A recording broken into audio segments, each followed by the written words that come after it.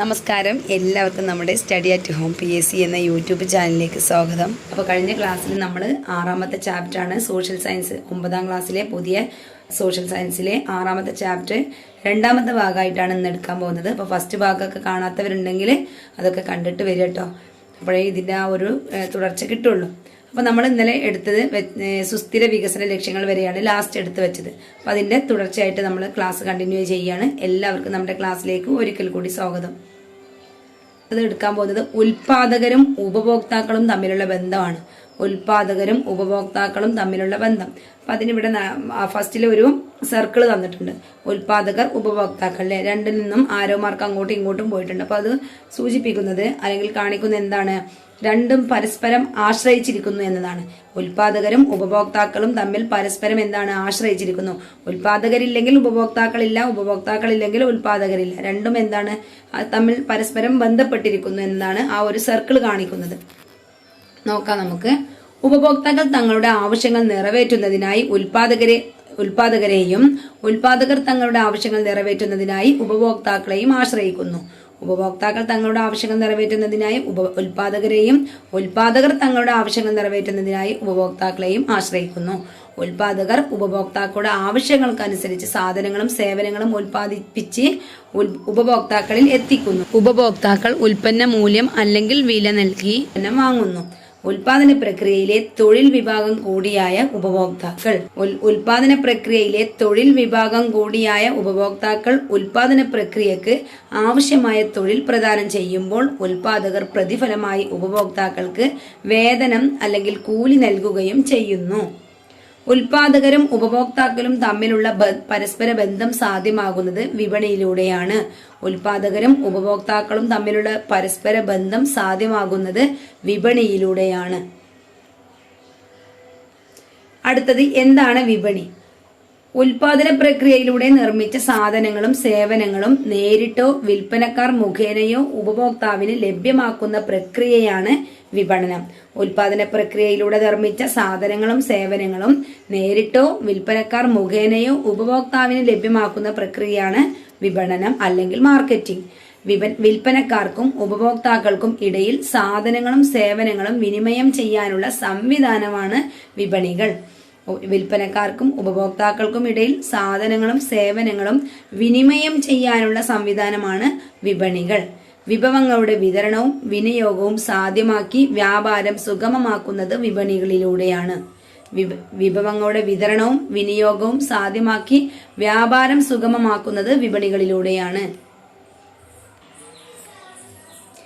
അപ്പൊ ഇവിടെ ചിത്രത്തിൽ ഒരു വിപണി കൊടുത്തിട്ടുണ്ട്. അതിന്റെ സവിശേഷതകൾ എന്താണ്? സാധനങ്ങൾ വിപണനം ചെയ്യപ്പെടുന്നു, സാധനങ്ങൾ വാങ്ങാൻ ആളുകളുണ്ട്, അതിൽ കാണുന്ന കാര്യങ്ങളൊക്കെയാണ് അവിടെ പറയാൻ പറഞ്ഞിട്ടുള്ളത്. ഇനി വിപണിയുടെ പൊതു സവിശേഷതകൾ എന്തൊക്കെയാന്ന് നോക്കാം. വിപണിയുടെ പൊതു സവിശേഷതകൾ: ഉൽപ്പന്നങ്ങൾ വാങ്ങുന്നവരും വിൽക്കുന്നവരും ഉണ്ടായിരിക്കും. ഉൽപ്പന്നങ്ങൾ വാങ്ങുന്നവരും വിൽക്കുന്നവരും ഉണ്ടായിരിക്കും. 2, സാധനങ്ങളുടെ വില നിശ്ചയിക്കപ്പെടുന്നു. ഒരു സാധനത്തിന്റെ വില നിശ്ചയിക്കപ്പെടുന്നു. 3, വാങ്ങുന്നവർക്കും വിൽക്കുന്നവർക്കും തുല്യ പ്രാധാന്യമുണ്ട്.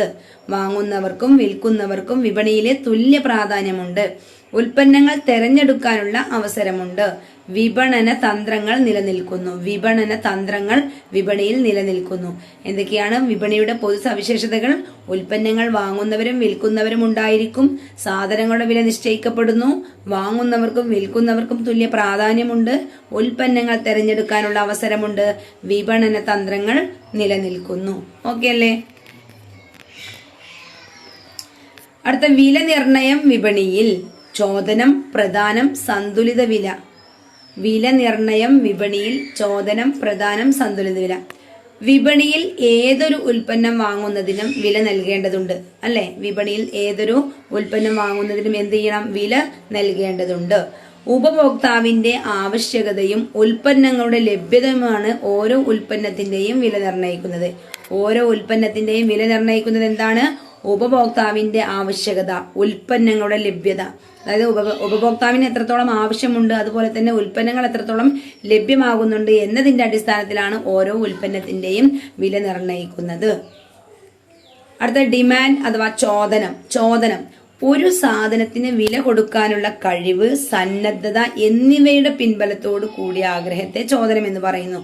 ഒരു സാധനത്തിന് വില കൊടുക്കാനുള്ള കഴിവും അതുപോലെ തന്നെ സന്നദ്ധതയും ഉണ്ടെങ്കിൽ എന്താണ് ആ വസ്തു വാങ്ങാനുള്ള ആഗ്രഹത്തെ ചോദനം എന്ന് പറയുന്നു.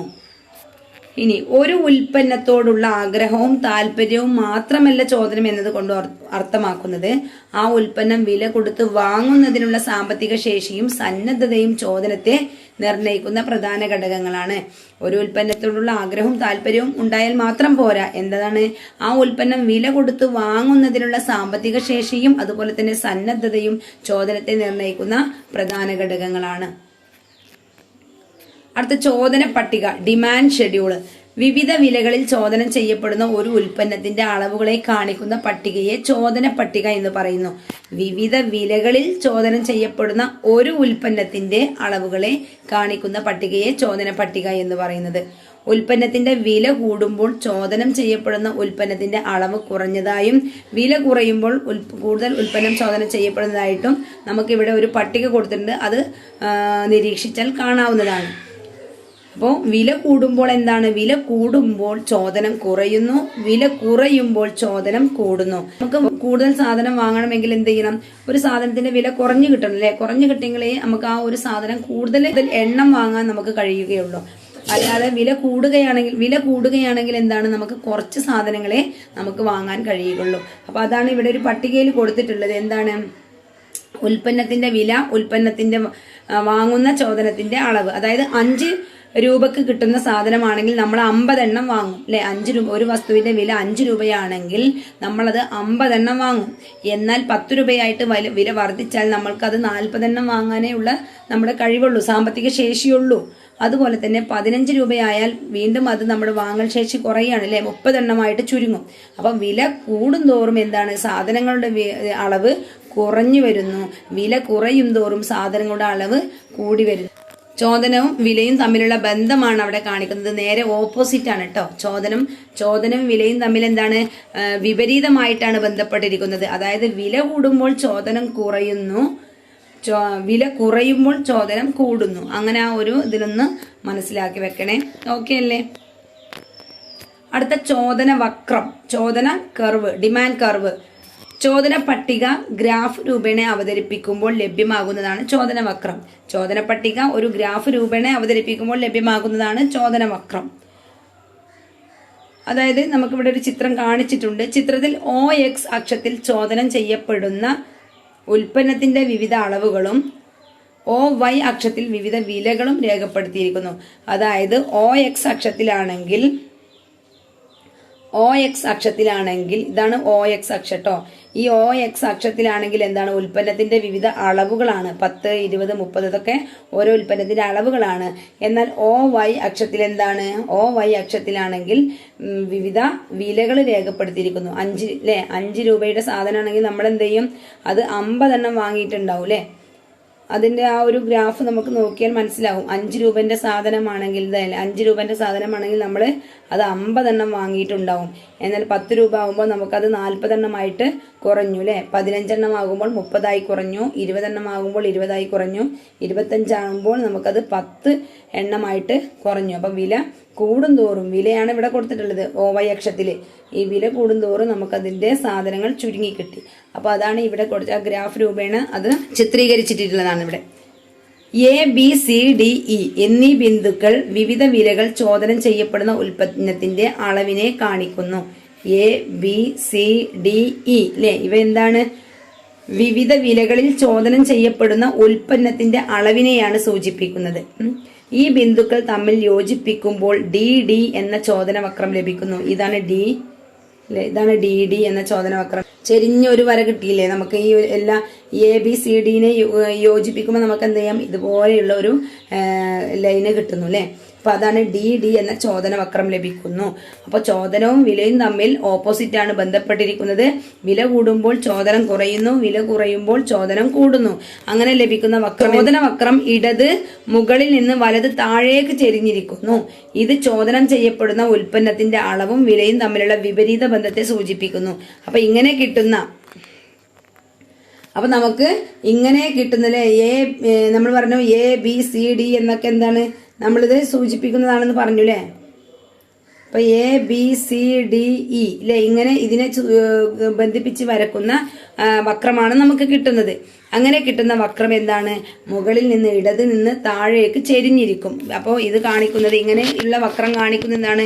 വിലയും ചോദനവും തമ്മിലുള്ള വിപരീത ബന്ധത്തെയാണ് കാണിക്കുന്നത്. ഇവിടെ ബോക്സിൽ കൊടുത്ത് വായിക്കാം. ചോദനവക്രം ഇടത് മുകളിൽ നിന്ന് വലത് താഴേക്ക് ചെരിഞ്ഞിരിക്കുന്നു. ഇത് ചോദനം ചെയ്യപ്പെടുന്ന ഉൽപ്പന്നത്തിന്റെ അളവും വിലയും തമ്മിലുള്ള വിപരീത ബന്ധത്തെ സൂചിപ്പിക്കുന്നു. നമുക്ക് PSCക്ക് വരാം അല്ലെ, ഇങ്ങനെയുള്ള ഒരു ചോദനവക്രം എന്തിനെ സൂചിപ്പിക്കുന്നു? അപ്പൊ അത് എന്താണ്? ചോദനം ചെയ്യപ്പെടുന്ന ഉൽപ്പന്നത്തിന്റെ അളവും വിലയും തമ്മിലുള്ള വിപരീത ബന്ധത്തെ, നേർ അനുപാതത്തെ, ഇങ്ങനെയൊക്കെ ചോദിക്കാം. അപ്പോൾ ഇത് വിപരീത ബന്ധത്തെ കാണിക്കുന്ന ചോദനവക്രമാണ്. ഓക്കെ അല്ലേ? ഇത് പ്രധാനം. സപ്ലൈ ഉൽപാദകർ അല്ലെങ്കിൽ വിൽപ്പനക്കാർ ഉപഭോക്താവിന്റെ ആവശ്യകതയനുസരിച്ച് സാധനങ്ങളും സേവനങ്ങളും വിപണിയിൽ ലഭ്യമാക്കുന്നു. ഉൽപാദകർ എന്ത് ചെയ്യുന്നു അല്ലെങ്കിൽ വിൽപ്പനക്കാർ എന്ത് ചെയ്യുന്നു? ഉപഭോക്താവിന്റെ ആവശ്യകതയനുസരിച്ച് സാധനങ്ങളും സേവനങ്ങളും വിപണിയിൽ ലഭ്യമാക്കുന്നു. വിൽപ്പനക്കാർ വിപണിയിൽ ലഭ്യമാക്കുന്ന സാധനങ്ങളുടെയും സേവനങ്ങളുടെയും അളവാണ് പ്രധാനം. വിൽപ്പനക്കാര് വിപണിയിൽ ലഭ്യമാക്കുന്ന സാധനങ്ങളുടെയും സേവനങ്ങളുടെയും അളവാണെന്ത്? പ്രധാനം എന്ന് പറയുന്നത്. ഒരു നിശ്ചിത വിലക്ക് നിർദ്ദിഷ്ട കാലയളവിൽ വിൽപ്പനയ്ക്ക് വേണ്ടി വെക്കുന്ന ഒരു സാധനത്തിന്റെ അളവിനെ ആ സാധനത്തിന്റെ പ്രധാനം എന്ന് പറയുന്നു. ഒരു നിശ്ചിത വിലക്ക് നിർദ്ദിഷ്ട കാലയളവിൽ വിൽപ്പനയ്ക്ക് വേണ്ടി വെക്കുന്ന ഒരു സാധനത്തിന്റെ അളവിനെ ആ സാധനത്തിന്റെ പ്രധാനം എന്ന് പറയുന്നു. അപ്പൊ ഇതുപോലെ നേരത്തെ നമ്മൾ ചോദന പട്ടിക പറഞ്ഞ പോലെ തന്നെ ഇവിടെ എന്താണ്? പ്രധാന പട്ടിക ഉണ്ട് കേട്ടോ. ഒരു സപ്ലൈ ഷെഡ്യൂൾ ഒരു നിശ്ചിത കാലയളവിലുള്ള സാധനങ്ങളുടെ വിലകളും ആ വിലകളിൽ പ്രദാനം ചെയ്യപ്പെടുന്ന സാധനത്തിന്റെ അളവും കാണിക്കുന്ന പട്ടികയാണ് പ്രധാന പട്ടിക. ഇവിടെ ഒരു പട്ടിക കൊടുത്തിട്ടുണ്ട്. ഉൽപ്പന്നത്തിന്റെ വില, ഉൽപ്പന്നത്തിൽ വിൽക്കുന്ന അല്ലെങ്കിൽ പ്രധാനത്തിന്റെ അളവ് കൊടുത്തിട്ടുണ്ട്. അപ്പോൾ ഒരു നിശ്ചിത കാലയളവിലുള്ള സാധനങ്ങളുടെ വിലകളും ആ വിലകളിൽ പ്രദാനം ചെയ്യപ്പെടുന്ന സാധനത്തിന്റെ അളവും കാണിക്കുന്ന പട്ടികയാണ് പ്രധാന പട്ടിക. വില വർദ്ധിക്കുമ്പോൾ വസ്തുവിന്റെ പ്രധാനം വർദ്ധിക്കുന്നതായും വില കുറയുമ്പോൾ പ്രധാനം കുറയുന്നതായിട്ടാണ് ഈ പട്ടികയിൽ നിന്ന് നമുക്ക് മനസ്സിലാക്കാൻ കഴിയുന്നത്. നേരത്തെ നമ്മൾ ചോദനം പറഞ്ഞത് എന്താ? വില കൂടുമ്പോൾ ചോദനം കുറയുന്നു, വില കുറയുമ്പോൾ ചോദനം കൂടുന്നു. രണ്ടും വിപരീത അനുപാതത്തിൽ അല്ലെങ്കിൽ വിപരീത ബന്ധത്തിലാണെന്ന് നമ്മൾ പറഞ്ഞു. ഇവിടെ പ്രധാന പട്ടിക എന്താണ്? രണ്ടും നേർ അനുപാതത്തിലാണ്. അതായത് വില കൂടുമ്പോൾ പ്രധാനം വർദ്ധിക്കുന്നു, വില കുറയുമ്പോൾ പ്രധാനം കുറയുകയും ചെയ്യുന്നു. അതാണ് ഇവിടെ ഒരു നേർബന്ധം. കൂടുമ്പോൾ പ്രധാനവും കൂടുന്നു, കുറയുമ്പോൾ പ്രധാനവും കുറയുന്നു. പ്രധാന വക്രം നമുക്ക് നോക്കാം. Supply curve. പ്രധാന പട്ടിക ഗ്രാഫ് രൂപേണ അവതരിപ്പിക്കുമ്പോൾ പ്രധാന വക്രം ലഭിക്കുന്നു. പ്രധാന പട്ടിക ഗ്രാഫ് രൂപേണ അവതരിപ്പിക്കുമ്പോൾ പ്രധാന വക്രം ലഭിക്കുന്നു. OX അക്ഷത്തിൽ പ്രദാനം ചെയ്യപ്പെടുന്ന ഉൽപ്പന്നത്തിന്റെ വിവിധ അളവുകളും OY അക്ഷത്തിൽ വിവിധ വിലകളും രേഖപ്പെടുത്തിയിട്ടുള്ള ഒരു ഗ്രാഫ് ഇവിടെ നമുക്ക് തന്നിട്ടുണ്ട്. അതിൽ ABCDE എന്നീ ബിന്ദുക്കൾ വിവിധ വിലകളിൽ പ്രദാനം ചെയ്യപ്പെടുന്ന ഉൽപ്പന്നത്തിന്റെ അളവുകളെ സൂചിപ്പിക്കുന്നു. ഈ ബിന്ദുക്കൾ തമ്മിൽ യോജിപ്പിക്കുമ്പോൾ SS എന്ന പ്രധാന വക്രം ലഭിക്കുന്നു. താഴെ നിന്നും മുകളിലേക്ക് ചെരിഞ്ഞിട്ടുള്ള ഒരു വക്രമാണ്. താഴെ നിന്നും മുകളിലേക്ക് ചെരിഞ്ഞിട്ടുള്ള ഒരു നേർരേഖയാണ് ഇതിൽ കിട്ടിയിട്ടുള്ളത്. ചോദനത്തിന്റെ വക്രം നമുക്ക് കിട്ടിയത് എങ്ങനെയായിരുന്നു? അത് വിപരീത ബന്ധത്തിലായിരുന്നു അല്ലെ. മുകളിൽ നിന്നും താഴേക്ക് ചെരിഞ്ഞിട്ടുള്ള ഒരു വക്രമാണ് നമുക്ക് കിട്ടിയത്. ഇത് പ്രധാനത്തിന്റെ വക്രം എങ്ങനെയാണ്? താഴെ നിന്നും മുകളിലേക്ക് ചെരിഞ്ഞ ഒരു വക്രമാണ്. പ്രധാന വക്രം ഇടത് താഴെ നിന്ന് വലത് മുകളിലേക്ക് ഉയർന്നു പോകുന്നതായി കാണുന്നു. ഇത് പ്രദാനം ചെയ്യപ്പെടുന്ന ഉൽപ്പന്നത്തിന്റെ അളവും വിലയും തമ്മിലുള്ള നേർബന്ധത്തെ സൂചിപ്പിക്കുന്നു. ഇത് പ്രദാനം ചെയ്യപ്പെടുന്ന ഉൽപ്പന്നത്തിന്റെ അളവും വിലയും തമ്മിലുള്ള നേർബന്ധത്തെ സൂചിപ്പിക്കുന്നു. അപ്പൊ ഇതൊക്കെ സ്റ്റേറ്റ്മെന്റ് ആയിട്ട് ചോദിക്കാൻ പറ്റിയതാണ്. പ്രധാന വക്രവും ചോദന വക്രവും തമ്മിലുള്ള ഡിഫറൻസ് ഒന്ന് മനസ്സിലാക്കി വെക്കുക. ഓക്കെ അല്ലേ? അടുത്തതാണ് സന്തുലിത വില, ഇക്വിലിബ്രിയം പ്രൈസ്. ഒരു ഉൽപ്പന്നത്തിന്റെ വില കൂടുമ്പോൾ ചോദനം കുറയുന്നതായും വില കുറയുമ്പോൾ ചോദനം കൂടുന്നതായും നാം മനസ്സിലാക്കി. പ്രധാനമാണെങ്കിൽ വില കൂടുമ്പോൾ കൂടുകയും വില കുറയുമ്പോൾ കുറയുകയും ചെയ്യുന്നു. ചുവടെ നൽകിയിരിക്കുന്ന പട്ടികയുടെ സഹായത്തോടെ വിപണിയിൽ വില നിർണ്ണയിക്കുന്നത് എങ്ങനെയാണെന്ന് മനസ്സിലാക്കാം. അതിലിവിടെ ഒരു ബോക്സിൽ കൊടുത്തിട്ടുള്ളത് വിപണിയിൽ ചോദനത്തിന്റെയും പ്രധാനത്തിന്റെയും പരസ്പര പ്രവർത്തന ഫലമായാണ് ഒരു ഉൽപ്പന്നത്തിന്റെ വില നിശ്ചയിക്കപ്പെടുന്നത്. വിപണിയിൽ ചോദനത്തിന്റെയും പ്രധാനത്തിന്റെയും പരസ്പര പ്രവർത്തന ഫലമായാണ് ഒരു ഉൽപ്പന്നത്തിന്റെ വില നിശ്ചയിക്കപ്പെടുന്നത്. 5 രൂപക്ക് നമ്മൾ എന്താണ് ചോദനം ചെയ്യപ്പെടുന്നത് 50 കിലോഗ്രാം ആണ്. ചോദനം ചെയ്യപ്പെടുന്നത് 50 കിലോഗ്രാം ആണ്. എന്നാൽ പ്രദാനം ചെയ്യപ്പെടുന്നത് 10 കിലോഗ്രാം ആണ്. 10 കിലോ 5 രൂപക്ക് 10 കിലോഗ്രാം പ്രദാനം ചെയ്യപ്പെടുന്നു. ചോദനം ചെയ്യപ്പെടുന്നതിന്റെ അളവ് 50 കിലോഗ്രാം ആണ്. ചോദനവും പ്രധാനവും തമ്മിലുള്ള ബന്ധം എന്ന് ചോദിക്കുമ്പോൾ ചോദനം കൂടുതലും പ്രധാനം കുറവുമാണ്. ചോദനം പ്രധാനത്തേക്കാൾ വലുതാണ് അല്ലേ. ഇനി വിലയിൽ ഉണ്ടാകുന്നു, 10 രൂപയായി മാറുന്നു. അപ്പോൾ ചോദനത്തിൽ എന്താണ് കുറവുണ്ടാകുന്നു. 40 കിലോഗ്രാമിന് ചോദനം ചെയ്യപ്പെടുന്നുള്ളൂ. അത് കുറഞ്ഞു അല്ലെ, 50 നിന്നും 40 കുറഞ്ഞു. പ്രദാനം ചെയ്യപ്പെടുന്നതിന്റെ അളവും വർദ്ധിച്ചു. എന്തായി, 10 വില കൂടിയപ്പോൾ പ്രദാനം ചെയ്യപ്പെടുന്നതിന്റെ അളവ് 10 നിന്നും 20 വർദ്ധിച്ചു. ചോദനവും പ്രധാനവും തമ്മിലുള്ള ബന്ധം എന്ന് പറയുന്നത് ചോദനം പ്രധാനത്തേക്കാൾ വലുതാണ്. അടുത്തത് 15 രൂപയായി ഉയർന്നപ്പോൾ, വില 15 രൂപയായി ഉയർന്നപ്പോൾ ചോദനം ചെയ്യപ്പെടുന്നതിന്റെ അളവ് 10 കിലോഗ്രാമിലേക്ക് കുറഞ്ഞു. എന്നാൽ പ്രദാനം ചെയ്യപ്പെടുന്നതിന്റെ അളവ് 30 കിലോഗ്രാമിലേക്ക് കൂടി. 15 വില കൂടിയപ്പോൾ എന്താണ്, ചോദനം 30 കിലോഗ്രാമിലേക്ക് കുറയുകയും പ്രദാനം 30 കിലോഗ്രാമിലേക്ക് കൂടുകയും ചെയ്തു. ഇവിടെ ചോദനവും പ്രദാനവും എന്താണ്, സമമായി നിൽക്കുന്നു അല്ലേ. ഇനി വില 20 രൂപയായി കൂടിയപ്പോൾ ചോദനം ചെയ്യപ്പെടുന്നതിന്റെ അളവ് 20 കുറഞ്ഞു. 20 കിലോഗ്രാമായി കുറഞ്ഞു. പ്രദാനം ചെയ്യപ്പെടുന്നതിന്റെ അളവ് 40 കിലോഗ്രാമായി കൂടി. വില കൂടുമ്പോൾ എന്താണ്, പ്രദാനം കൂടുകയാണ്, ചോദനം കുറയുകയാണ് ചെയ്യുന്നത്. ഇനി വില 25 രൂപയായി വർദ്ധിച്ചപ്പോൾ ചോദനം ചെയ്യപ്പെടുന്നതിന്റെ അളവ് 10 കിലോഗ്രാമായി കുറഞ്ഞു. എന്നാൽ പ്രദാനം ചെയ്യപ്പെടുന്നതിന്റെ അളവ് 50 കിലോഗ്രാമായി വർദ്ധിച്ചു. ഇവിടെ ചോദനം എന്താണ്, പ്രദാനത്തേക്കാൾ കുറവാണ്. ചോദനം പ്രദാനത്തേക്കാൾ കുറവാണ്. അപ്പൊ ഇവിടെ ഈ ഒരു പട്ടിക നമ്മൾ ശ്രദ്ധിച്ചാൽ എന്താണ്, സമമായി നിൽക്കുന്നത് 30 അല്ലെ. ചോദനവും പ്രധാനവും സമമായി നിൽക്കുന്ന ഇത് എന്ന് പറയുന്നത് എന്താണ്, 30 കിലോഗ്രാമിലാണ്. അതായത് വില 15 രൂപയായപ്പോൾ രണ്ടും എന്താണ്, പ്രധാനവും ചോദനവും 30 കിലോഗ്രാമിലേക്ക് ഒരു സമമായിട്ട് നിന്നു. അതാണ് ആ സന്തുലിതാവസ്ഥ എന്ന് പറയുന്നത്. ആ ഒരു വിലയാണ് സന്തുലിത വിലയും. ആ ഒരു അവസ്ഥക്ക് പറയുന്ന പേരാണ് സന്തുലിതാവസ്ഥ. അതിന്റെ അളവാണ് എന്ത്, സന്തുലിത അളവ് എന്ന് പറയുന്നത്. അപ്പോൾ ചോദനവും പ്രധാനവും തുല്യമാകുന്ന അവസ്ഥയിൽ നിലനിൽക്കുന്ന വിലയെ സന്തുലിത വില എന്ന് പറയുന്നു. ചോദനവും പ്രധാനവും തുല്യമാകുന്ന അവസ്ഥയിൽ നിൽക്കുന്ന വിലയെ സന്തുലിത വില എന്ന് പറയുന്നു. അതിന്റെ അടിസ്ഥാനത്തിൽ ഉണ്ടാക്കിയിട്ടുള്ള ഒരു ഗ്രാഫാണ് ഇത് കേട്ടോ. ഇപ്പോൾ ചിത്രത്തിൽ OX അക്ഷത്തിൽ ഉൽപ്പന്നത്തിന്റെ ചോദനവും പ്രധാനവും കൊടുത്തിട്ടുണ്ട്. OY അക്ഷത്തിലാണെങ്കിൽ വിവിധ വിലകൾ രേഖപ്പെടുത്തിയിട്ടുണ്ട്. അപ്പോൾ അതിനെ നമുക്ക് നേരത്തെ നമ്മൾ ചോദനത്തിന്റെ ഒരു കർവ് നമുക്ക് കിട്ടിയതാണ് അല്ലേ. ചോദനത്തിന്റെ ഒരു കർവ് കിട്ടി, അതുപോലെ തന്നെ പ്രധാനത്തിന്റെ കർവും കിട്ടി. ആ രണ്ട് കർവും കൂടി നമ്മൾ ഒറ്റ ഗ്രാഫായിട്ട് വരക്കുമ്പോൾ നമുക്ക് ഈ ഒരു രൂപത്തിലുള്ള ഗ്രാഫാണ് കിട്ടുന്നത്.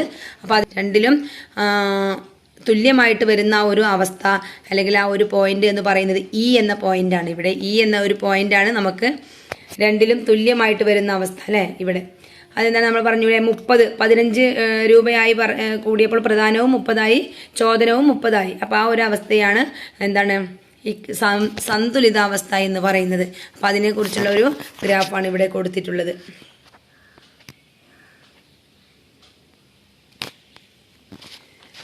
ഇവിടെ ചോദന വക്രവും പ്രധാന വക്രവും E എന്ന ബിന്ദുവിൽ പരസ്പരം ഖണ്ഡിക്കുന്നു. ഈ ബിന്ദുവിൽ ചോദനവും പ്രധാനവും തുല്യമായി വരുന്നു. ഇങ്ങനെ ചോദനവും പ്രധാനവും തുല്യമായി വരുന്ന അവസ്ഥയാണ് സന്തുലിതാവസ്ഥ. ചോദനവും പ്രധാനവും തുല്യമാകുന്ന വിലയെ സന്തുലിത വിലയെന്നും ഇത് നിർണ്ണയിക്കപ്പെടുന്ന അളവിനെ സന്തുലിത അളവെന്നും അറിയപ്പെടുന്നു. സന്തുലിതാവസ്ഥ നിലനിർത്താനാണ് വിപണി എപ്പോഴും ശ്രമിച്ചുകൊണ്ടിരിക്കുന്നത്. ഇത്തരത്തിൽ ചോദനത്തിന്റെയും പ്രധാനത്തിന്റെയും പരസ്പര പ്രവർത്തനത്താലാണ് വിപണിയിൽ ഏതൊരു ഉൽപ്പന്നത്തിന്റെയും വില നിർണ്ണയിക്കപ്പെടുന്നത്. ചോദനത്തിന്റെയും പ്രധാനത്തിന്റെയും പരസ്പര പ്രവർത്തനത്താലാണ് വിപണിയിൽ ഏതൊരു ഉൽപ്പന്നത്തിന്റെയും വില നിർണ്ണയിക്കപ്പെടുന്നത്. ഉൽപ്പന്നത്തിന്റെ ആവശ്യകത കുറഞ്ഞു നിൽക്കുകയും ലഭ്യത കൂടി നിൽക്കുകയും ചെയ്യുന്ന സാഹചര്യത്തിൽ വിപണിയിൽ ഉണ്ടാകുന്ന മാറ്റങ്ങളാണ് ഉൽപ്പന്നത്തിന്റെ വില കുറയുന്നു. അതായത് ഉൽപ്പന്നത്തിന്റെ ആവശ്യകത കുറയുകയാണ്, നമുക്ക് അത്ര ആവശ്യമില്ലാത്ത ഇതാണ് വിപണിയിൽ വന്നിട്ടുള്ളത്. എന്നാൽ അതിന്റെ പ്രധാനം എന്താണ്, കൂടി നിൽക്കുകയാണ്. ഉൽപ്പന്നത്തിന്റെ ആവശ്യകത കുറഞ്ഞു എന്ന് പറഞ്ഞാൽ കുറയുന്നു പറഞ്ഞാൽ നമുക്ക് അത്ര ആവശ്യമില്ലാത്ത സാധനങ്ങൾ എന്താ നിലനിൽക്കുകയും ലഭ്യത, അതായത് അത് ഒരുപാട് ആയിട്ട് നമുക്ക് ഓവറായിട്ട് എന്ത് ചെയ്യുന്നു, ഉൽപ്പാദിപ്പിച്ചിട്ടുണ്ട്, അല്ലെങ്കിൽ അത് വിപണിയിൽ ഒരുപാട് ലഭ്യമായിട്ടുണ്ട്. അങ്ങനെ നിൽക്കുമ്പോൾ എന്താണ്, ആവശ്യമില്ലാത്ത സാധനങ്ങൾ നമുക്ക് അങ്ങനെ വാങ്ങാൻ ആവശ്യപ്പെടില്ല. അപ്പം അതിൻ്റെ ആ വിപണിയിൽ എന്താണ്, ആ ഉൽപ്പന്നത്തിൻ്റെ വില കുറയുകയാണ് ചെയ്യുക. അതുപോലെ തന്നെ തിരിച്ചാണെങ്കിൽ എന്താണ്, ഉൽപ്പന്നത്തിൻ്റെ ആവശ്യത അല്ലെങ്കിൽ ചോദനം കൂടി നിൽക്കുകയും ലഭ്യത കുറഞ്ഞു നിൽക്കുകയും ചെയ്യുക എന്ന് പറഞ്ഞാൽ ഒരുപാട് ഉൽപ്പന്നത്തിന്റെ ആവശ്യകത, ഉപഭോക്താക്കൾക്ക് ഉൽപ്പന്നത്തിന്റെ ആവശ്യകത കൂടുതലാണ്. എന്നാൽ ആ സാധനം എന്താണ്, വിപണിയിൽ കുറച്ച് മാത്രമേ ഉള്ളൂ എങ്കിൽ അത് ഉൽപ്പന്നത്തിന്റെ വില കൂടുന്നതിന് കാരണമാകുന്നു. വിപണിയിൽ ചോദനവും പ്രധാനവും തുല്യമല്ലാത്ത അവസ്ഥയാണ് അസന്തുലിതാവസ്ഥ എന്ന് പറയുന്നത്. ഇങ്ങനെ വിപണിയിൽ ചോദനവും പ്രധാനവും തുല്യമല്ലാത്ത അവസ്ഥയെ അസന്തുലിതാവസ്ഥ എന്ന് പറയുന്നു. വിപണിയിൽ ചോദനവും പ്രദാനവും തുല്യമാകുന്ന അവസ്ഥയാണ് സന്തുലിതാവസ്ഥ. തുല്യമല്ലാത്ത അവസ്ഥയാണെങ്കിൽ അസന്തുലിതാവസ്ഥ എന്ന് പറയുന്നു. ഇത്തരത്തിലുള്ള അസന്തുലിതാവസ്ഥ വിപണിയിൽ ദീർഘകാലം നിലനിൽക്കുകയാണെങ്കിൽ അത് വിപണിയിലെ സാമ്പത്തിക പ്രവർത്തനങ്ങളെ സാരമായി ബാധിക്കും. ഉൽപ്പന്നത്തിന്റെ ചോദനം പ്രധാനത്തേക്കാൾ കൂടുതലാകുമ്പോൾ ഉൽപ്പന്നത്തിന്റെ വില കൂട്ടുവാനും അതുവഴി കൂടുതൽ ലാഭം കണ്ടെത്താനും ഉൽപാദകർ ശ്രമിക്കുന്നു. ഇത്തരത്തിലുള്ള വില വർധനവ് ഉപഭോക്താക്കളുടെ വാങ്ങൽ ശേഷി കുറക്കുന്നതിന് കാരണമാകുന്നു. ആയതിനാൽ ഉൽപ്പന്നത്തിന്റെ വില കുറക്കുന്നതിന് ഉൽപാദകർ നിർബന്ധിതരാവുകയും ഉൽപ്പന്നങ്ങളുടെ വില കുറയുകയും ചെയ്യുന്നു. അങ്ങനെ വിപണി ഉൽപാദകർക്കും ഉപഭോക്താക്കൾക്കും സ്വീകാര്യമായ രീതിയിലുള്ള ഒരു സന്തുലിതാവസ്ഥയിലേക്ക് എത്തിച്ചേരുന്നു. ഇത്തരത്തിൽ വിപണി എപ്പോഴും സന്തുലിതാവസ്ഥ നിലനിർത്തുവാൻ ശ്രമിച്ചുകൊണ്ടിരിക്കുന്നു. അതായത് ഉൽപാദകര് സാധനത്തിന്റെ വില കൂട്ടുകയാണെങ്കിൽ അത് വാങ്ങാൻ ആരും ഉണ്ടാവില്ല അല്ലെ. അപ്പൊ അവരുടെ സാധനം വിൽക്കാതെ ഇങ്ങനെ കടന്നു പോകും. അപ്പൊ അവര് സ്വാഭാവികമായിട്ടും വില കുറച്ച് വിൽക്കേണ്ടി വരും. അപ്പോഴാണ് അതിന് വിപണി ഉണ്ടാവുകയുള്ളൂ. അപ്പോൾ അതുകൊണ്ടാണ് ഉൽപാദകരും ഉപഭോക്താക്കളും തമ്മിൽ ഒരു സന്തുലിതാവസ്ഥയിൽ നിൽക്കണം, എങ്കിലേ ഈ സാധനങ്ങൾ വിപണിയിൽ പോവുള്ളൂ അല്ലെ. അപ്പൊ അതാണ് ഇവിടെ പറയുന്നത്. അപ്പോൾ സന്തുലിതാവസ്ഥ നിലനിർത്താനാണ് എപ്പോഴും വിപണി ശ്രമിച്ചുകൊണ്ടിരിക്കുന്നത്. ഓക്കെ, ഇനി അടുത്തതാണ് വിപണന തന്ത്രങ്ങൾ, മാർക്കറ്റിംഗ് ടെക്നിക്സ്. വിപണിയിൽ സാധനങ്ങളുടെയും സേവനങ്ങളുടെയും വില കുറയുന്ന സാഹചര്യം ഉപഭോക്താക്കൾക്ക് ഗുണകരമാണെങ്കിലും ഉൽപാദകരുടെ നിലനിൽപ്പിനെ ഇത് സാരമായി ബാധിക്കുന്നു. വിപണിയിൽ സാധനങ്ങളുടെയും സേവനങ്ങളുടെയും വില കുറയുന്ന സാഹചര്യം നമ്മൾ വാങ്ങുന്നവർക്ക് ഗുണകരമാണെങ്കിലും ഉൽപാദകരുടെ നിലനിൽപ്പിനെ ഇത് സാരമായി ബാധിക്കുന്നു. ഉപഭോക്താവിന്റെ വിശ്വാസ്യത നേടിയെടുക്കുന്നതിനും പരമാവധി വിപണനം നടത്തുന്നതിനും അതുവഴി ലാഭം നേടുന്നതിനും വിപണി പിടിച്ചെടുക്കുന്നതിനും പലതരം വിപണന തന്ത്രങ്ങൾ ഉൽപാദകർ സ്വീകരിക്കുന്നു. എന്തിനൊക്കെയാണ്? ഉപഭോക്താവിന്റെ വിശ്വാസ്യത നേടിയെടുക്കുന്നതിനും പരമാവധി വിപണനം നടത്തുന്നതിനും അതുവഴി ലാഭം നേടുന്നതിനും വിപണി പിടിച്ചടക്കുന്നതിനും പലതരം വിപണന തന്ത്രങ്ങൾ ഉൽപാദകർ സ്വീകരിക്കുന്നു. ഉപഭോക്താക്കളുടെ ആവശ്യങ്ങൾ മനസ്സിലാക്കി ഉൽപാദകർ അവരുടെ വിൽപ്പന ലക്ഷ്യങ്ങൾ കൈവരിക്കുന്നതിനായുള്ള പദ്ധതിയാണ് വിപണന തന്ത്രങ്ങൾ. ഉൽപാദകരുടെ ആവശ്യങ്ങൾ മനസ്സിലാക്കി ഉൽപാദകർ അവരുടെ വിൽപ്പന ലക്ഷ്യങ്ങൾ കൈവരിക്കുന്നതിനായുള്ള പദ്ധതിയാണ് വിപണന തന്ത്രങ്ങൾ. അപ്പൊ നമ്മൾ കടകളിലൊക്കെ പോയിട്ടുണ്ടെങ്കിൽ സ്പെഷ്യൽ ഓഫർ അങ്ങനെ ഇങ്ങനെ എന്നൊക്കെ പറഞ്ഞിട്ടുള്ള ബോർഡുകളൊക്കെ കാണാം. അപ്പൊ അതൊക്കെ ഉപഭോക്താക്കളെ ആകർഷിക്കാൻ, വിപണനം വർദ്ധിപ്പിക്കുന്നതിനൊക്കെ വേണ്ടിയിട്ടാണ് ഇങ്ങനെയുള്ള ബോർഡുകളൊക്കെ നമ്മൾ തൂക്കിയത്. ഇതൊക്കെ ഒരു വിപണന തന്ത്രങ്ങളാണ്. അതായത് കുറച്ചില്ലേ 50% വില കുറവ് അങ്ങനെയൊക്കെ പറഞ്ഞിട്ട് നമ്മളെ അങ്ങോട്ട് ആകർഷിക്കും. അപ്പൊ ആകർഷിക്കുമ്പോൾ നമ്മൾ അവിടെ നിന്ന് കുറെ സാധനങ്ങൾ വാങ്ങും. അപ്പൊ അവർക്ക് അവരുടെ വിപണനം നടക്കും. അപ്പൊ അങ്ങനെയുള്ള തന്ത്രങ്ങളാണ് അതൊക്കെ. അപ്പോൾ വിപണിയിൽ കയറാനുള്ള ചില വിപണന തന്ത്രങ്ങളാണ് ഇവിടെ കൊടുത്തിട്ടുള്ളത്. Discount, rebate, E commerce, online store, ഗുണമേന്മയുള്ള ഉൽപ്പന്നങ്ങളുടെ വിപണനം, ഇതൊക്കെ വിപണന തന്ത്രങ്ങളിൽ ഉൾപ്പെടുന്നതാണ്. നൂതന സാങ്കേതിക വിദ്യയുടെ കടന്നുവരവും വിപണിയിലെ മത്സരങ്ങളും വ്യത്യസ്തമായ വിപണന തന്ത്രങ്ങൾ സ്വീകരിക്കുന്നതിന് ഉൽപാദകരെ പ്രേരിപ്പിക്കുന്നു. ഉൽപാദന ചെലവ് കുറക്കാൻ സഹായിക്കുന്ന നൂതന മാർഗങ്ങൾ സ്വീകരിച്ചുകൊണ്ട് വൻതോതിൽ വ്യത്യസ്തങ്ങളായ ഉൽപ്പന്നങ്ങളെ വിപണിയിൽ എത്തിക്കുക വഴി ഉയർന്ന ലാഭം നേടാനും ഉൽപാദകർക്ക് സാധിക്കുന്നു.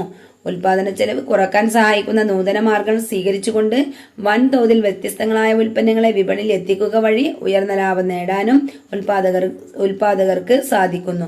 കാലഘട്ടത്തിന്റെ മാറ്റങ്ങൾക്കനുസരിച്ച് പുതുപുത്തൻ ആശയങ്ങളുടെ അടിസ്ഥാനത്തിൽ സാങ്കേതിക മികവുള്ളതും ഏവർക്കും സ്വീകാര്യമായതുമായ ഉൽപ്പന്നങ്ങൾ നിർമ്മിച്ച് വിപണിയിൽ എത്തിക്കുന്നതിലൂടെ വിപണി കൈയടക്കുക എന്നുള്ളതാണ് ഉൽപാദകരുടെ ലക്ഷ്യം. കാലഘട്ടത്തിന്റെ മാറ്റങ്ങൾക്കനുസരിച്ച് പുതുപുത്തൻ ആശയങ്ങളുടെ അടിസ്ഥാനത്തിൽ സാങ്കേതിക മികവുള്ളതും ഏവർക്കും സ്വീകാര്യമായ ഉൽപ്പന്നങ്ങൾ നിർമ്മിച്ച് വിപണിയിൽ എത്തിക്കുന്നതിലൂടെ വിപണി കൈയടക്കുക എന്നുള്ളതാണ് ഉൽപാദകരുടെ ലക്ഷ്യം. അടുത്തത് വില നിയന്ത്രണം വിപണിയിൽ, പ്രൈസ് കൺട്രോൾ ഇൻ മാർക്കറ്റ്. ഉൽപ്പന്നങ്ങളുടെ വില ഉയരുന്ന സാഹചര്യം തീർച്ചയായും ഉപഭോക്താക്കൾ ബുദ്ധിമുട്ടാക്കുന്നു. ഉൽപ്പന്നങ്ങളുടെ വില ഉയരുന്ന സാഹചര്യം തീർച്ചയായിട്ടും ഉപഭോക്താക്കൾക്ക് ബുദ്ധിമുട്ടുണ്ടാക്കുന്നു. അവശ്യ സാധനങ്ങളുടെ വില ക്രമാതീതമായി ഉയരുന്നത് ഉപഭോക്താക്കളുടെ ജീവിത നിലവാരത്തെ ദോഷകരമായി ബാധിക്കുകയും ചെയ്യുന്നു. അതുകൊണ്ട് തന്നെ സാധനങ്ങളുടെ വില ക്രമാതീതമായി ഉയരാതെ നിയന്ത്രിച്ചു കൊണ്ടുപോകുന്നതിൽ ഗവൺമെന്റുകൾക്ക് സുപ്രധാനമായ പങ്കാണ് വഹിക്കാനുള്ളത്. കാരണം ജനങ്ങളുടെ അവശ്യ സാധനങ്ങളുടെ വില എന്താണ് ഒരുപാട് കൂട്ടാൻ പാടില്ല അല്ലേ. അപ്പോൾ അത് മറ്റുള്ളവരെ ദാരിദ്ര്യത്തിലേക്ക് നയിക്കും. അപ്പോൾ എന്താണ് അത് ഗവൺമെന്റിന്റെ പ്രധാന പങ്കാണ്, അല്ലെങ്കിൽ അതിനെ നിയന്ത്രിച്ചു കൊണ്ടുപോകുക എന്നുള്ളത് ഗവൺമെന്റുകൾക്ക് സുപ്രധാന പങ്കുണ്ട് ആ ഒരു കാര്യത്തിൽ. ഗവൺമെന്റ് പൊതുജനക്ഷേമം മുന്നിൽ കണ്ടുകൊണ്ട് പൊതുവിപണിയിലെ വിലയേക്കാൾ കുറഞ്ഞ വിലയിൽ അവശ്യ വസ്തുക്കൾ നിയന്ത്രിത അളവിൽ പൊതുവിതരണ സംവിധാനങ്ങൾ വഴി ജനങ്ങളിലേക്ക് എത്തിച്ചു കൊടുക്കുന്നു. എന്താണ് പൊതുജനക്ഷേമം മുന്നിൽ കണ്ടുകൊണ്ട് ഗവൺമെന്റ് എന്ത് ചെയ്യുന്നു? പൊതുവിപണിയിലെ വിലയേക്കാൾ കുറഞ്ഞ വിലയിൽ അവശ്യ സാധനങ്ങൾ നിയന്ത്രിത അളവിൽ പൊതുവിതരണ സംവിധാനങ്ങൾ വഴി ജനങ്ങളിലേക്ക് എത്തിച്ചു കൊടുക്കുന്നു. കേരളത്തിലെ പൊതുവിതരണ കേന്ദ്രങ്ങൾ, ന്യായവില സ്റ്റോറുകൾ, സപ്ലൈകോ തുടങ്ങിയവ പൊതുജനക്ഷേമം മുന്നിൽ കണ്ട് പ്രവർത്തിക്കുന്ന സ്ഥാപനങ്ങളാണ്. എന്തൊക്കെയാണ്? പൊതുവിതരണ കേന്ദ്രങ്ങൾ, ന്യായവില സ്റ്റോറുകൾ, സപ്ലൈകോ. പൊതുവിതരണ കേന്ദ്രങ്ങൾ, ന്യായവില സ്റ്റോറുകൾ, സപ്ലൈകോ ഒക്കെ എന്താണ്? ഇതുപോലെ ജനക്ഷേമം മുന്നിൽ കണ്ട് പ്രവർത്തിക്കുന്ന സ്ഥാപനങ്ങളാണ്. അതുപോലെ റബ്ബർ, തേങ്ങ, നെല്ല് തുടങ്ങിയ കാർഷിക ഉൽപ്പന്നങ്ങൾക്ക് താങ്ങുവില നിശ്ചയിച്ചിരിക്കുന്നതുമായി ബന്ധപ്പെട്ട വാർത്തകൾ നിങ്ങൾ ശ്രദ്ധിച്ചിട്ടുണ്ടാവും. വിപണി വിലയെ നിയന്ത്രിക്കാനായി കാർഷികോൽപ്പന്നങ്ങൾക്ക് താങ്ങുവില നിശ്ചയിക്കുകയും കാർഷികോൽപ്പന്നങ്ങൾക്ക് താങ്ങുവില നിയന്ത്രിക്കുന്നതും സർക്കാരാണ്. സാധനങ്ങൾക്കും സേവനങ്ങൾക്കും ഏറ്റവും ഉയർന്നതും ഏറ്റവും കുറഞ്ഞതുമായ വില സർക്കാർ നിശ്ചയിക്കുന്നതിനെ വില നിയന്ത്രണം എന്നതുകൊണ്ട് ഉദ്ദേശിക്കുന്നത് എന്താണ്? സാധനങ്ങൾക്കും സേവനങ്ങൾക്കും ഏറ്റവും ഉയർന്നതും ഏറ്റവും കുറഞ്ഞതുമായ വില സർക്കാർ നിശ്ചയിക്കുന്നതിനെയാണ് വില നിയന്ത്രണം എന്നതുകൊണ്ട് ഉദ്ദേശിക്കുന്നത്. വിപണിയിൽ ഇടപെടലുകൾ നടത്തി ന്യായവിലക്ക് വിനിമയം സാധ്യമാക്കുകയും ഉൽപാദകരുടെയും ഉപഭോക്താക്കളുടെയും താൽപര്യം സംരക്ഷിക്കുകയും ചെയ്യുക എന്നതാണ് വില നിയന്ത്രണത്തിന്റെ പ്രഥമ ലക്ഷ്യം. എന്താണ് വില നിയന്ത്രണത്തിന്റെ പ്രഥമ ലക്ഷ്യം? വിപണിയിൽ ഇടപെടലുകൾ നടത്തി ന്യായവിലക്ക് വിനിമയം സാധ്യമാക്കുകയും ഉൽപാദകരുടെയും ഉപഭോക്താക്കളുടെയും താൽപര്യം സംരക്ഷിക്കുകയും ചെയ്യുക എന്നതാണ് വില നിയന്ത്രണത്തിന്റെ പ്രഥമ ലക്ഷ്യം. ഇനി ഇവിടെ ഒരു ബോക്സിൽ കൊടുത്തിട്ടുണ്ട്, ഒന്ന് വായിക്കാം. കാർഷികോൽപ്പന്നങ്ങൾക്കുള്ള താങ്ങുവില. ചില കാർഷികോൽപ്പന്നങ്ങൾക്ക് സർക്കാർ നിശ്ചയിച്ചിട്ടുള്ള ഏറ്റവും കുറഞ്ഞ വിലയാണ് മിനിമം താങ്ങുവില. വിപണിയിൽ കാർഷികോൽപ്പന്നത്തിന്റെ വില അത് ഉൽപ്പാദിപ്പിക്കാൻ എടുത്ത ആകെ ചെലവിനേക്കാൾ കുറവാകുന്ന സാഹചര്യത്തിൽ കർഷകന് നഷ്ടം സംഭവിക്കാം. ഇത്തരത്തിലുള്ള നഷ്ടം ഒഴിവാക്കി കർഷകന് പിന്തുണ നൽകുന്നതിനായി ഗവൺമെന്റ് ഇടപെട്ട് കാർഷികോൽപ്പന്നങ്ങൾക്ക് ന്യായമായ മിനിമം താങ്ങുവില പ്രഖ്യാപിക്കുന്നു. കർഷകരിൽ നിന്ന് നേരിട്ട് ഉൽപ്പന്നങ്ങൾ വാങ്ങി സംഭരിച്ചും ന്യായമായ മിനിമം താങ്ങുവില കാർഷികോൽപ്പന്നത്തിന് പ്രഖ്യാപിച്ചും കർഷകരെ ഉൽപാദന നഷ്ടത്തിൽ നിന്നും സംരക്ഷിക്കാൻ വേണ്ട നടപടികൾ ഗവൺമെന്റ് സ്വീകരിക്കുന്നു. ഇത് കർഷകർക്കുള്ള ഒരു സുരക്ഷാ വലയമായി പ്രവർത്തിക്കുന്നു. അടുത്തതാണ് ഡിജിറ്റൽ മാർക്കറ്റിംഗ്. വിവര സാങ്കേതിക വിദ്യ പ്രയോജനപ്പെടുത്തിക്കൊണ്ട് ഡിജിറ്റൽ ചാനലുകളുടെ സഹായത്താൽ സാധനങ്ങളും സേവനങ്ങളും വിപണനം ചെയ്യുന്നതാണ് ഡിജിറ്റൽ മാർക്കറ്റിംഗ്. വിവര സാങ്കേതിക വിദ്യ പ്രയോജനപ്പെടുത്തിക്കൊണ്ട് ഡിജിറ്റൽ ചാനലുകളുടെ സഹായത്താൽ സാധനങ്ങളും സേവനങ്ങളും വിപണനം ചെയ്യുന്നതാണ് ഡിജിറ്റൽ മാർക്കറ്റിംഗ്. ഇന്റർനെറ്റിനെ ജീവനാഡിയാക്കി കുതിച്ചു മുന്നേറുന്ന ഡിജിറ്റൽ സംവിധാനമാണിത്. ഇന്റർനെറ്റ് ഉപഭോക്താക്കളുടെ എണ്ണവും ഡിജിറ്റൽ ഉപകരണങ്ങളുടെ ലഭ്യതയും വർദ്ധിച്ചതോടെ ഉപഭോക്താക്കൾ നേരിട്ട് വിപണിയെയോ വിൽപ്പനക്കാരെയോ സമീപിക്കുന്നതിന് പകരം ഓൺലൈനിൽ സാധനങ്ങളും സേവനങ്ങളും തിരഞ്ഞെടുക്കാനും ആവശ്യങ്ങൾക്കനുസരിച്ച് വാങ്ങാനും തുടങ്ങി.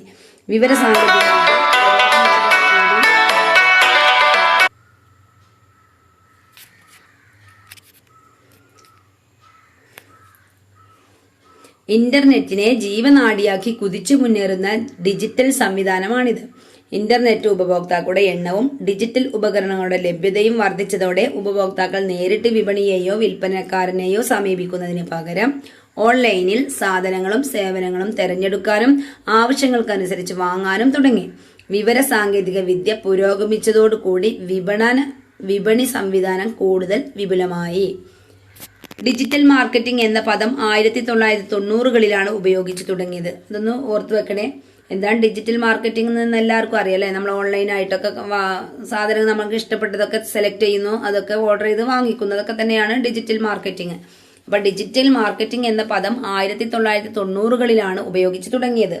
ഡിജിറ്റൽ മാർക്കറ്റിംഗ് സംവിധാനം online marketing, internet marketing, web marketing എന്നീ പേരുകളിലും അറിയപ്പെടുന്നു. എന്തൊക്കെയാണ്? Online marketing, internet marketing, web marketing എന്നൊക്കെ ഈ ഡിജിറ്റൽ